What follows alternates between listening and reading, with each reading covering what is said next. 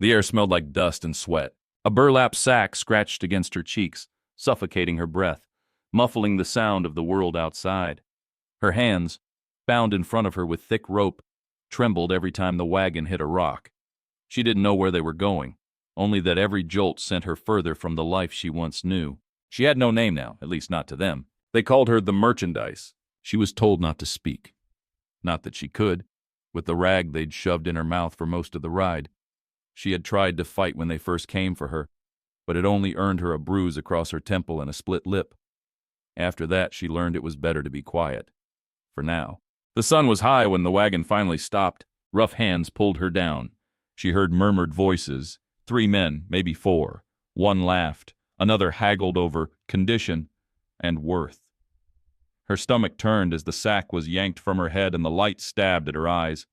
She blinked furiously, vision blurring, until a shape began to form before her. A man stood tall, arms crossed, broad-shouldered, with dust covering his boots and sweat clinging to the brim of his hat. His face was shaded, unreadable. "Untie her," the man said. His voice was low, even, but firm. "She ain't been broken in," the seller warned. "You'll have trouble." The man didn't flinch. "I didn't ask for advice." The rope came off. Her wrists throbbed with sudden freedom, but she didn't dare move. He stepped forward. "What's your name?" She said nothing. He took off his hat, and for the first time she saw his face, scarred along one cheek, eyes like the Colorado sky, sharp and sad. There was something in his gaze that didn't match the others. Something human. "You'll tell me when you're ready," he said. Then he turned to the men behind him. "Now get off my land." That night, she slept in a bed of hay inside a quiet barn. No chains, no shouting, just the hum of crickets and the sound of a windmill turning somewhere out back. She didn't sleep much. Her body remembered too much. But before dawn, she sat up and looked through a crack in the wall, out toward the house on the hill. A lantern still burned in one of the windows. He hadn't gone to bed either. She didn't know who he was or why he had bought her. But deep inside, a spark had been lit. And for the first time in weeks, she felt something she hadn't felt since they took her away. The next morning, she rose before the rooster crowed. She didn't have a plan, just instincts. Quiet steps, practiced from a life of trying not to be noticed, carried her toward the barn doors. But when she pulled them open, she froze. He was already there, leaning against the fence, a mug of coffee in his hand. The man she still didn't know by name watched the horizon turn gold. He didn't turn around when he spoke. "Running won't get you far out here." She stiffened, ready to dart anyway. But something in his tone, plain, not threatening, made her pause. "Not because I'd stop you," he added, still not looking. "Because there's nothing but open plains for miles. No water, no shelter. And the men who sold you, they'd find you before anyone else would." She swallowed hard. She knew he was right. She hated that he was right. Finally, he turned and looked at her. "You hungry?" Her stomach answered before she did. It grumbled so loudly she flushed with shame. He nodded toward the house. "Come on then, there's enough for both of us." The kitchen smelled like biscuits and beans. It wasn't much, but it was warm. And it wasn't thrown at her like a dog. She sat at the table, still wary, eyes darting around for exits, weapons, traps. The man noticed, but didn't comment. He poured 2 cups of coffee and set one in front of her. "I'm Ellis," he said plainly. "Ellis Boone." She hesitated. Then quietly she said her name for the first time in weeks. "Willa?" He nodded. "That's a strong name." She didn't know what to say to that. As they ate, he kept the conversation light. Told her about the ranch, how it used to be his father's, how the herd was half what it used to be. No questions about her past, no demands, just silence and slow trust. Until finally Willa asked, "Why did you buy me?" Ellis looked up, his expression unreadable. Then he said, "Because no one else would have stopped it." That evening, Willa found herself sitting on the porch, staring at the pink dusk spreading across the sky. For the first time in a long while, she wasn't a possession. She wasn't a secret. She was just sitting. Ellis stepped outside with a battered guitar. He didn't play for her, just for the silence. The chords were low and a little off-key, but they filled the air like something sacred. And Willa realized something. He didn't save her because he needed her. He saved her because someone should have. And maybe, just maybe, she could learn to save herself too. Willa had no illusions. Just because she wasn't in chains anymore didn't mean she was free. Freedom wasn't about location, it was about trust, about breath coming easy, about no longer flinching at every sudden sound. But Ellis Boone never once raised his voice, never reached for her too fast, never demanded she speak or smile or earn her place. He just let her be. By the fourth day, she'd memorized the creak in the floorboard near the kitchen. By the fifth, she was feeding the chickens without being asked. By the end of the first week, she'd found a rhythm, not comfort, not yet, but a rhythm she could live in. Place runs better with two hands, Ellis said simply when he found her sweeping the porch one morning. She nodded, not meeting his eyes, but didn't stop sweeping. That was enough. One afternoon, while mending a ripped sleeve in the barn, Willa heard hooves. Not the steady beat of a workhorse, faster, sharper, urgent. A stranger. She peeked through the slats. A man in a suit too clean for the dust rode up to the house. He didn't tie off his horse, just dismounted with purpose. His boots stomped up the steps, and before she could decide what to do, she heard voices. "Heard she was here," the man said. "You know what that means, don't you?" "I know what it means," Ellis replied, calm but cold. "And I know she's not yours." "You paid for her," the man shot back. "But she was marked property. That deal wasn't yours to make." There was silence. Then Ellis replied slowly, "Then maybe that's the problem." Willa's hands gripped the fabric until her knuckles turned white. Her mind raced. What kind of deal had she been caught in? What had Ellis risked? Moments later, the man stormed off. No gun drawn, no words shouted, just a sharp glare over his shoulder before disappearing down the trail. Ellis came to the barn an hour later, wiping the dust from his hands. "He won't be back," he said, as if talking about a bad storm that had passed. Willa studied him. "Why would you do that?" He looked her in the eye. "Because I got sisters. And if one of them disappeared like you did, I'd want someone to do the same." That night, Willa couldn't sleep. Her past hadn't left her, but it had met a wall it hadn't expected. A man who didn't want anything from her. A place where her presence wasn't a punishment or a trade. For the first time, she whispered a prayer. Not for safety, but for courage. Because something inside her was stirring, not fear, not flight, but the will to stand. And one day, when she was strong enough, she'd make sure no other girl ever wore a sack over her head again. Spring crept over the land like a quiet apology. Wildflowers pushed their way up through the cracks in the dirt. The wind smelled less of ash, more of grass and river water. And Willa, slowly, deliberately, began to come back to life. She still didn't speak much, but Ellis didn't fill the silence with unnecessary words either. They worked side by side, often in near complete quiet, fixing the fence posts, hauling feed, chopping wood. Each task was simple, but each one built something more solid than what she'd known before. One evening, as she brushed down the old mare in the barn, Ellis handed her a folded piece of paper. His fingers were rough, his eyes steady. "You don't have to read it now, or at all, but I thought you should know what they put in writing." She took it with a hesitant hand and unfolded the paper slowly. It was a bill of sale. Her name wasn't on it, but a description was. Female, 20-ish, brown hair, fair skin, in good condition. Her stomach turned. She felt sick just holding it, but her eyes kept moving until they reached the bottom, where it read, "Purchased by Ellis Boone, no resale, paid in full," and written by hand beneath it, "This sale is null. She is not property." Tears stung her eyes. She folded the paper back up and clutched it to her chest. "You didn't have to do that," she said, voice hoarse. "I did," Ellis replied gently, "because that paper won't define you, but it might help you burn what tried to." Days turned into weeks. The barn smelled like hay and sweat and effort. Willa had taken to planting vegetables near the east fence. She liked the feeling of coaxing life from something that had once been dry and lifeless. But trouble doesn't stay buried long on the prairie. One morning, a letter came. Ellis read it silently at the table, brow furrowed. "What is it?" Willa asked. He looked at her. A name I hoped I'd never see again. Silas Brandt. She stiffened. That was the man who'd bought her from the traffickers. He hadn't shown his face the day Ellis took her, but she'd heard his name whispered in threats, and in the breath of other terrified girls. "He's building something east of here," Ellis said, "calling it a boarding house, but I reckon it'll be more like a trap." Willa's hand clenched around her cup. "How many girls?" she asked. Ellis looked at her with quiet respect. "Too many." She stood spine straight. Her hands shook, but not from fear, from fury. "Then we're going to stop him." The old Willa would have been afraid to even say his name. But the Willa who now stood on Ellis Boone's porch didn't shake when she whispered, "Silas Brandt." That name once meant darkness, silence, cages. Now it meant something else. Unfinished business. Ellis didn't try to talk her down. He just handed her a clean notepad and a stub of a pencil. "If we're going to stop him," he said, "we need to know what we're walking into." Over the next few days, Willa wrote everything she could remember. Names, faces, towns, routes. Things overheard from behind closed doors. The girls she'd seen come and go, some too young to understand what was happening to them. She remembered one in particular. Red hair, big frightened eyes. Her name had been Lena, and she couldn't have been more than 15. She cried every night, Willa whispered, until one day she didn't wake up. Ella sat beside her, jaw clenched. "I never got to ask if she had family," Willa added. "I want to know where she came from, and where the rest of them went." "You will," he said. "We'll find them, and him."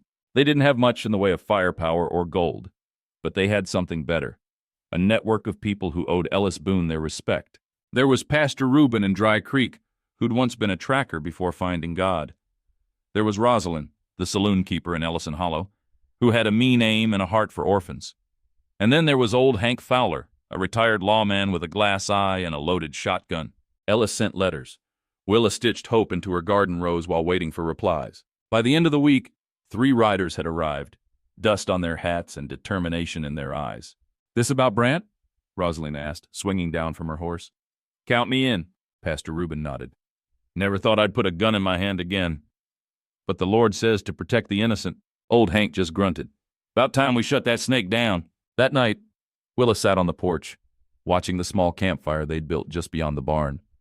The sky was wide and full of stars, but something inside her still itched, a need to do more than just stop one man. "What happens when we do stop him?" she asked Ellis. He looked at her, the orange firelight flickering in his steady blue eyes. "Then you decide what comes next." She thought for a moment. "Then I want to build something, a place they can come to. Girls like Lena, like me." Ellis smiled, slow and full of something soft. "A home?" She nodded. "But more than that, a haven." They rode out just after sunrise. Willa sat atop a borrowed mare, her back straight, her braid tucked under a wide-brimmed hat. Ellis rode beside her, his rifle slung across his saddle, every movement deliberate. Behind them, the others followed, Rosalind with a revolver on each hip, Pastor Reuben with his quiet prayers, and Hank with that same old glass eye, sharp as ever. The wind blew warm across the prairie as the group made their way toward Silas Brant's so-called boarding house, a new structure outside the dusty town of Mason's Ridge. It was still under construction, but rumors were already spreading like wildfire. Girls being brought in early, supplies arriving in the dead of night, and men with too much money hanging around for entertainment. Willa had heard this story before. She had lived it. And now she was riding into its mouth not as a victim, but as a reckoning. They stopped at a ridge just beyond the town, overlooking the unfinished structure. It looked too polished for a place like Mason's Ridge. Big porch, long windows, too many rooms.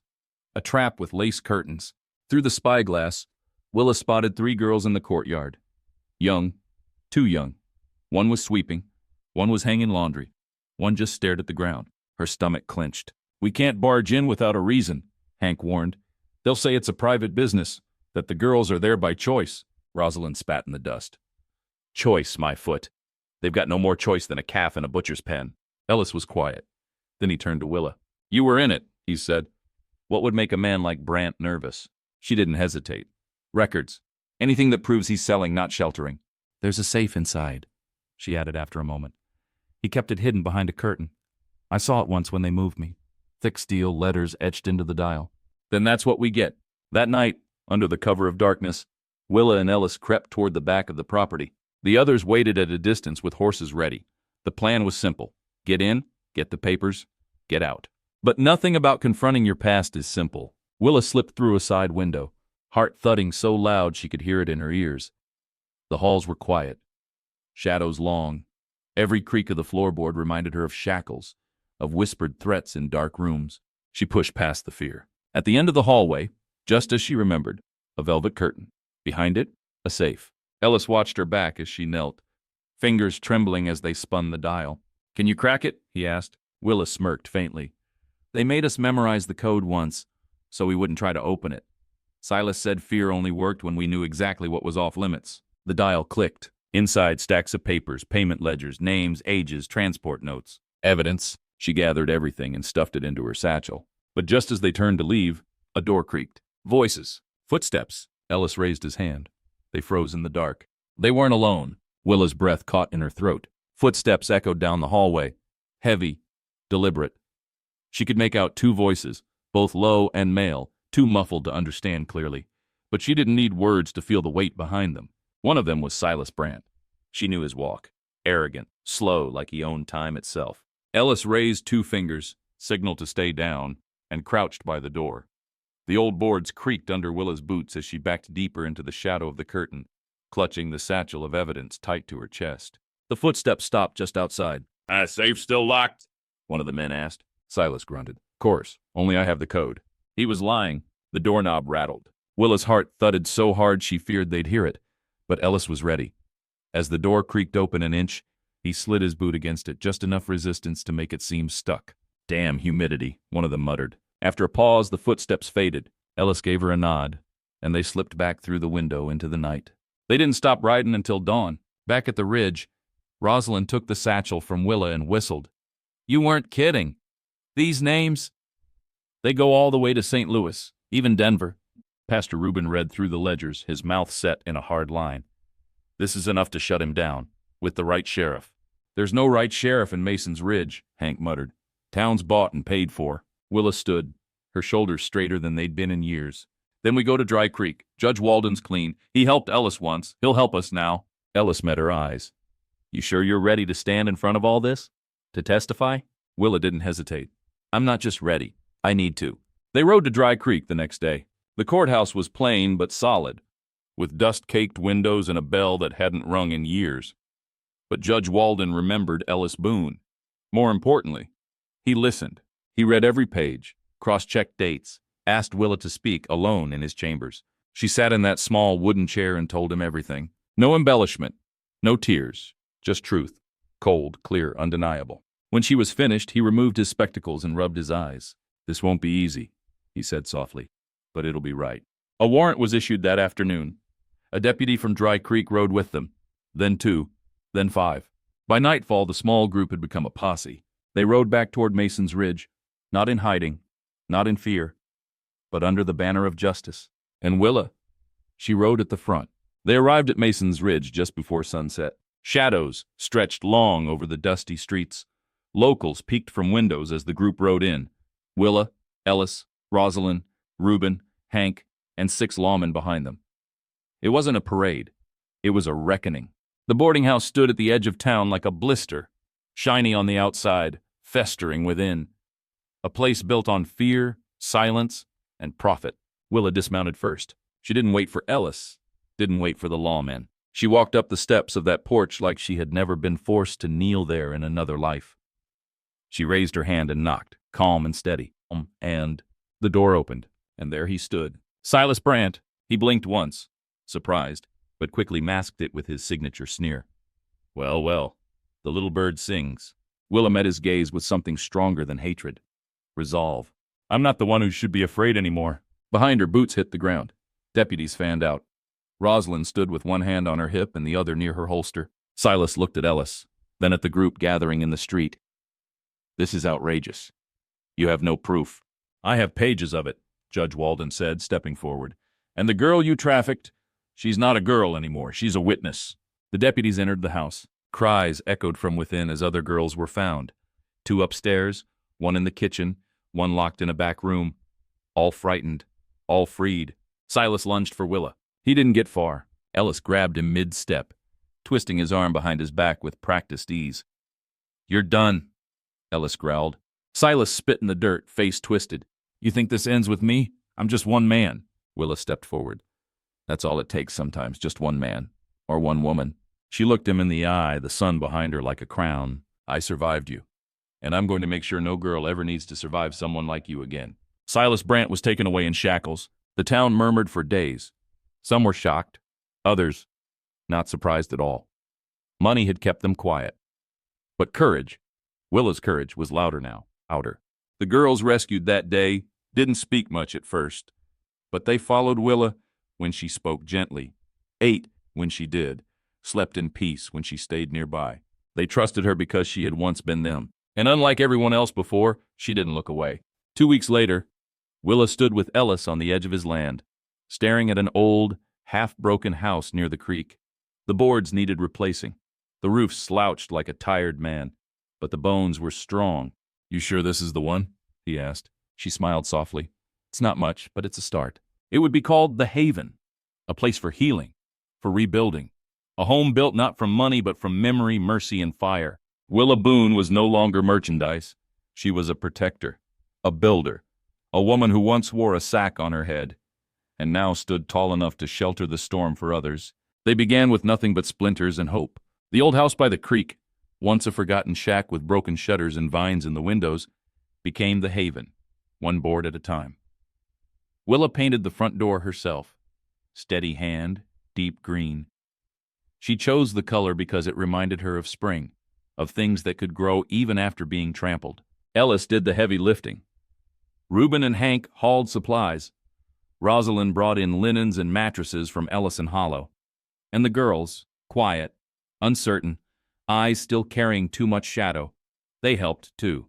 In little ways, peeling apples, folding blankets, planting seeds in the small patch of garden behind the house. It was slow, tender work. But healing always is. One afternoon, Willa sat with a girl named Clara on the front steps.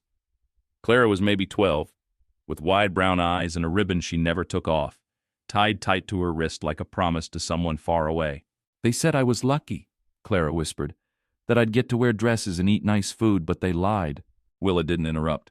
She just nodded, listening. "You believed them too?" Clara asked. "For a while," Willa answered softly, "but I stopped. And when I did, everything changed." Clara didn't respond, but she leaned closer. Sometimes words weren't the point. In town, some folks started calling the Haven that women's place, with tones that ranged from pity to disapproval.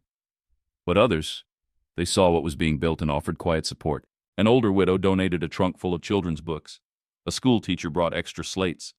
Even the blacksmith sent over a kettle and a promise to fix any hinges that broke. Slowly, the Haven became more than a building. It became a statement. These girls matter. And Willa became the heart of it. Ellis watched it all unfold with quiet pride. He still worked his ranch during the day, still rode into town now and then, but at dusk, he always returned to the Haven, riding up the trail just in time to see lanterns flickering through the windows, and Willa's silhouette sitting at the porch, rocking gently, reading aloud to 2 or 3 girls nestled at her feet. Sometimes she'd look up and smile, and sometimes he'd smile back with something that wasn't just pride, but something deeper, something waiting. One night, after the girls were asleep and the stars spread wide across the prairie, Ellis sat beside her on the steps. "They said Silas will face trial next spring," he murmured. Willa nodded. "I'll be there." "You're not who you were," he added. "You know that, don't you?" She looked at the house, at the girls sleeping safely within. "I know," she said, "but I remember her, the girl I was." She placed a hand on her chest. "I think remembering her is what helps me do this."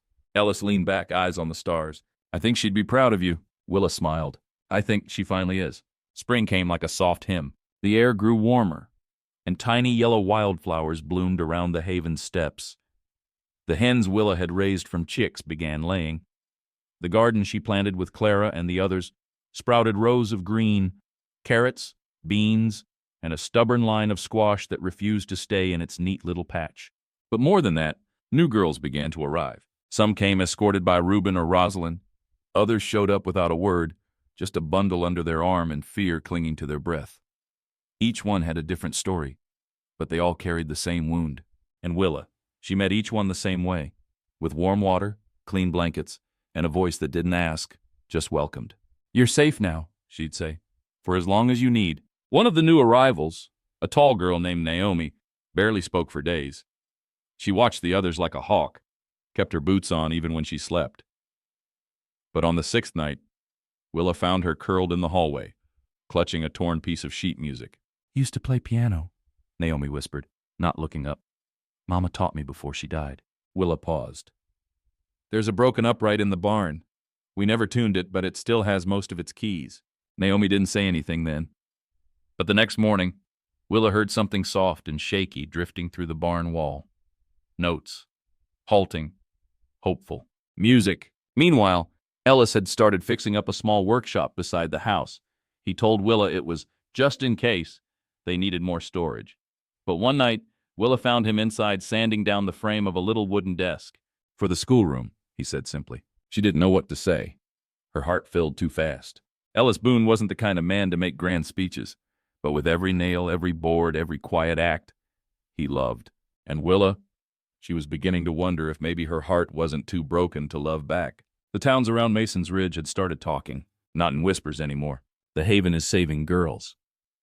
Willa Boone doesn't just heal, she fights. Ellis Boone married trouble and turned it into purpose. There were still doubters, of course. Always would be. But there were more believers now.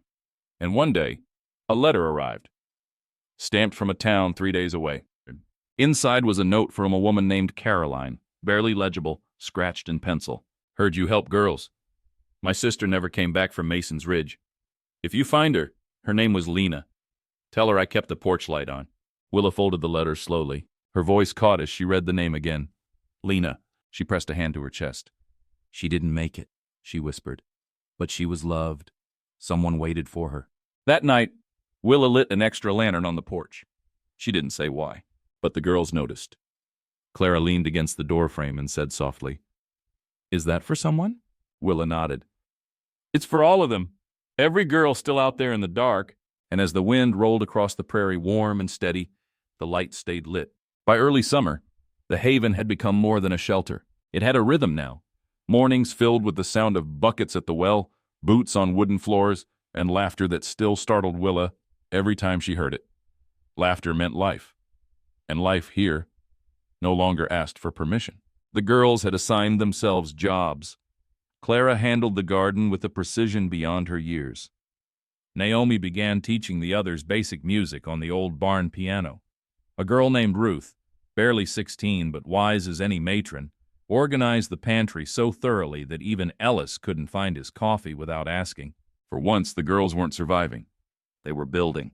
But peace was a delicate thing, and one afternoon a rider arrived with dust on his coat and a telegram in his hand. Message for Miss Boone, he said, tipping his hat. Willa wiped her hands on her apron and unfolded the telegram. It read, Silas Brandt escaped en route to trial. Traveling west. Stay alert. The breath left her body like a struck match. Ellis read over her shoulder, jaw tightening. Someone helped him, he muttered. He couldn't have slipped a full guard on his own. Willa didn't answer right away, but her eyes, steady, sharp, burning with old fire, said everything. We won't run, she said. That evening the house felt quieter. Not fearful, but watchful. The girls noticed the shift. Ruth asked, Is something wrong? Willa didn't lie. Yes, a man I thought was gone isn't, but we're ready. She took a piece of chalk and drew a small circle on the floor of the sitting room. This house, she said to them all, this circle, it's what we protect. Each other. Our peace, no matter what comes. They stood around it in silence, and then Naomi stepped forward and placed the torn sheet music inside it. We make our stand right here. Ellis moved his bedroll into the front room that night. Reuben came to stay in the barn loft with Hank. Rosalind posted up on the porch with a shotgun across her lap, boots crossed, lips pursed like she dared anyone to test her. And Willa? She tucked the girls in, kissed Clara's forehead, checked the lanterns twice. And when she finally lay down, she kept one hand beneath her pillow, wrapped around the cool handle of a pistol. The Haven had survived storms before, but now the storm had a name, Silas. Yet deep in her soul, Willa knew something that gave her strength. The girl who once wore a sack over her head was long gone, and in her place stood a woman with fire in her bones, and a house full of daughters worth fighting for. The prairie was quiet. Too quiet for 3 days. The Haven stood like a fortress wrapped in sunlight and nerves. The girls continued their routines, cooking, tending, learning, but every creak of a floorboard made hearts skip, and every gust of wind raised goosebumps. Willa kept her revolver close. She and Ellis worked out shifts, one of them always awake, always watching. Reuben and Hank took turns riding into nearby towns for news. Rosalind kept her saloon open but stayed close enough to ride hard if needed. It was the kind of waiting that made your spine ache and your soul hum. And then, on the 4th night, it happened. It started with a smell. Burnt wood. Willa was upstairs when she caught it. Sharp, biting, acrid. She ran to the window. Smoke. A fire had been set near the back shed. A distraction. She flew down the stairs just as Ellis came through the front, rifle raised. Back shed's burning, he said. Too far to reach. He's trying to draw us out. Willa grabbed her satchel from the table. Inside were the copies of the documents, still sealed. He won't stop until he destroys all the evidence. Or you. Ellis added grimly. Rosalind burst through the door next, out of breath. 2 riders on the ridge. I only saw one face, but it was enough. He's here. Willa's blood ran cold. Silas. Outside, the fire painted the night in violent orange. Ellis positioned the others around the property. Rosalind in the loft, Hank at the gate, Reuben beside the girls in the cellar, guarding the youngest with a quiet prayer and a steady shotgun. And Willa? She stood on the porch, alone, waiting. Silas came like a shadow peeled off the firelight, tall, cocky, walking like the devil was proud of him. His long coat swayed with each step. His eyes gleamed with a smugness only a man who thought he could never be stopped could carry. You've built yourself quite the little kingdom, he said, voice sweet as spoiled sugar. How noble, how tragic. Willa didn't flinch. You're not taking anything from me ever again, he laughed. Oh, sweetheart, I already did. Ellis stepped out from behind the barn, rifle raised. You take one more step, and you won't take another. But Silas smiled wider. You think I came unarmed? From the dark behind him, another man stepped out. Then a third, guns drawn. Willa's heart pounded. And then a shot rang out. Rosalind, up in the loft, had perfect aim. One of Silas's men dropped before he could react. Chaos exploded. Ellis ducked for cover, trading fire with the second man. Silas charged the porch. Willa didn't hesitate. She drew her revolver and fired. It caught him in the thigh. He stumbled, growled, and lunged. She tried to fire again, but he knocked the gun from her hand. They crashed onto the boards, rolling hard. He was strong, desperate. I'll end what I started, he hissed, trying to pin her down. But Willa wasn't the girl in the sack anymore. She slammed her knee into his gut, rolled free, and reached. Ellis's rifle was at the edge of the porch. She grabbed it, and with a breath that felt like fire and rain all at once, she leveled it at him. Don't, Ellis warned from the side, but Silas laughed. She won't, she's too soft. Willa's hands didn't tremble. I'm not soft, she said. I'm stronger because I remember. She didn't pull the trigger, but the deputies arrived just in time to put Silas in irons, bleeding, snarling, defeated. His men fled, or were taken, and the haven still stood. The fire had burned the shed to the ground, but the girls were untouched. The house was safe.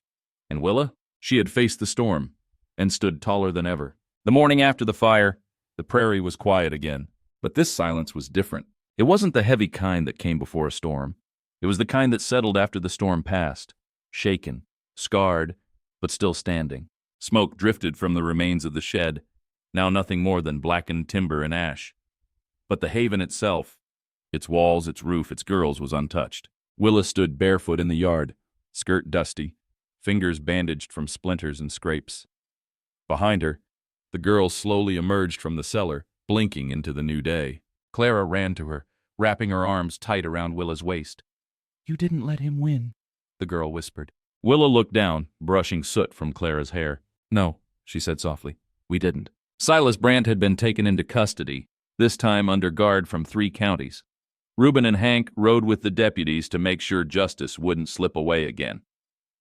The second man captured during the fire had turned on Silas almost immediately, offering names, locations, and full testimony in exchange for protection. The law had its case now, but the haven had its peace. Repairs started the next day. The shed would be rebuilt, stronger. The broken boards on the porch were replaced before sundown. Neighbors brought supplies, tools, nails, fresh bread, even a crate of books from the schoolhouse. Word had traveled. This time the town wasn't just watching, it was standing with them. Willa could hardly believe it. For so long she'd only known survival. Now, she was learning what it felt like to be lifted. That night she sat on the back porch with Ellis, their hands close but not quite touching. I should feel more, she said. Anger, relief, something bigger. Ellis nodded, gaze on the stars. You've been holding everything in so long it'll come out slow. That's not a flaw. It's healing. She looked at him then. Really looked. The quiet man who had once bought her freedom without asking for anything in return. The one who stood by her, not in front of her. Who let her grow into herself, not away from her past. I think I'm ready, she said quietly. For what? She smiled. To stop surviving, to start living. He didn't answer right away. He just reached over, gently, and took her hand. The calluses in his palm matched hers now. Hard-earned, weathered, real. And in the warm night air, filled with the quiet of a safe home and the soft breathing of sleeping children, Willa Boone began to dream forward, not just for herself, not just for the haven, but for every girl still out there, waiting for someone to stand up and say, "No more." Summer deepened across the plains, golden and warm. The haven, once just an idea sketched in hope, had become real. The garden bloomed in full. Laughter echoed through the halls, not from fear or nerves, but from girls who finally remembered how to laugh. And Willa? She was no longer a shadow of herself. She had weight now, purpose, voice. She spent her days teaching Clara and Ruth to read better, showing Naomi how to fix a saddle, and helping a new girl named Elsie unpack a past she couldn't yet speak of. At night, she sat beside Ellis on the porch. Sometimes they spoke. Other times, they didn't need to. But it was in these quiet hours that Willa began to realize something she hadn't dared let herself believe. She was in love with him, not because he saved her, but because he never asked her to be anything but herself. One afternoon, Ellis rode in from town with a letter in his coat pocket. He handed it to Willa without a word. It was stamped with a federal seal. She read it slowly, eyes widening. "They're offering funding," she whispered, "to expand the haven, build more rooms, hire help, even send girls to proper school." She looked up, stunned. "Ellis, they're acknowledging it. What we've built." He nodded. "What you built?" Tears stung her eyes, but not from sadness, from awe, because the world was changing, and she had helped it turn. That night, under a harvest moon, Ellis took her hand again, but this time he didn't let go. "I don't want to push you," he said quietly. "You've lived through too much for me to ask for anything." Willa smiled. "But I want it too," she whispered. "This, us, not because I need it, but because I finally choose it." He blinked once, slowly. "So you'd stay here, with me?" "I already am." The following week, Willa Boone stood beneath a blooming cottonwood tree with Ellis beside her, calloused hand in hers. No preacher, no crowd, just their girls watching from the porch in hand-me-down dresses, faces glowing. Rosalind officiated with a grin. Reuben read a verse. Ruth threw flower petals. Clara cried harder than anyone. It was simple, it was sacred, it was theirs. Later that night, after the porch lights dimmed and the fireflies took over the yard, Ellis whispered in Willa's ear, "You still carry the past, don't you?" She nodded against his shoulder. "I do, but it doesn't own you," he said. "No," she murmured. "I own it now." And so, under stars that had once watched her fall, Willa Boone began the second half of her life. Not as a girl in a sack, but as a woman who built a home from ashes, who turned her scars into maps for others, and who finally, truly, let herself be loved. Years passed quietly, but never without purpose. The haven grew. Where once there had been one broken-down house and a patch of garden, there were now 2 cottages, a schoolhouse, and a barn full of horses and second chances. The sound of hammers and saws became as familiar as songbirds in the trees. And the girls? They didn't stay girls forever. Clara became a teacher, her voice stronger than it ever was when she first arrived. Naomi performed her first full piano recital in town, cheeks flushed but proud. Ruth was now head of the kitchen, famous across the region for her blackberry pies and her stubbornness. Some girls stayed, some moved on, but all of them carried Willa Boone's fire in their bones. Willa, too, had changed. Her name was spoken with reverence in towns across the frontier. She was no longer just that woman who'd been taken. She was the one who built a legacy out of what tried to break her. But she never lost her softness. She still rocked newcomers to sleep, still walked the garden rows barefoot in the early morning, still kept a spare cot by the fire for runaways who might come in from the night too scared to knock. One morning, as the autumn wind rolled through the valley, a young girl, no more than 9, arrived at the haven's gate, barefoot, shivering, eyes wide and wet. Willa opened the gate herself. The girl flinched. "It's okay," Willa said gently. "You're safe here." The girl looked up, hesitant. You're her, aren't you?" "Who?" "The woman in the stories, the one who got out." Willa knelt slowly, placing a warm hand on the girl's arm. "I didn't just get out. I built something, so you'd never have to go through what I did." The girl blinked, then whispered, "Can I stay?" Willa smiled. "As long as you like." That night, sitting on the porch with Ellis, Willa watched the girl curled up near the fire inside, sleeping like she'd never slept before. "How many do you think we've helped now?" Ellis asked, wrapping an arm around her. Willa thought for a moment. "Doesn't matter." He raised a brow. "As long as the next one always has a door to knock on." She reached into her apron pocket and pulled out a tiny scrap of cloth, frayed burlap, faded with time. It was the last piece of the sack they had once put over her head. She didn't keep it to remember the pain. She kept it to remember how far she'd come, Willaboon had once been a name no one said aloud. Now, it was a name whispered with hope. A name mothers told daughters. A name passed from town to town, girl to girl, like a torch that would never burn out. And somewhere out there on every dusty trail, another girl was finding her way home. The morning sun poured over the plains like honey. Willaboon stood at the edge of the pasture, boots in the grass, hands cradling a warm mug as the wind rustled through the cottonwoods. Behind her, the haven was alive with the soft hum of voices, breakfast being made, water drawn, lessons beginning. A rhythm, a life. She turned when she heard Ellis's footsteps behind her. He'd grown older, yes, but there was something eternal about the way he carried himself. Still steady, still protective, still the kind of man who didn't speak unless it mattered. She arrived? He asked. Willa nodded. Before dawn, another one. What's her name? Haven't asked yet, she hasn't spoken. He was quiet for a moment, then said gently, But she will. Willa smiled. They always do, eventually. Later that day, Willa sat in her small office beside the fireplace, thumbing through a notebook. It held every name of every girl who had passed through their doors. Not in order of arrival, but in order of transformation. Girls who had become teachers, nurses, mothers, ranchers, artists, wives, widows, women. At the back of the notebook was a page still blank, waiting. Willa picked up her pen. The door creaked open. The newest girl, the one from dawn, peeked inside. She had dark curls, wary eyes, and clutched a bundle of clothes that weren't hers. Willa smiled softly. Would you like to sit? The girl hesitated, then crossed the room slowly. What's your name? Willa asked. The girl hesitated, then whispered, Joe. Joe, Willa repeated, writing it down gently. That's a strong name. The girl looked up. Is this a place for people like me? Willa set her pen down and leaned forward. No, she said kindly. This is a place for people who want to be more than what was done to them. Joe didn't speak again, but she stayed, and Willa knew that was enough, for now. That evening, Willa lit the porch lantern again. It had never gone more than a night without being lit. Even when storms came, even when no one showed up, the light stayed on.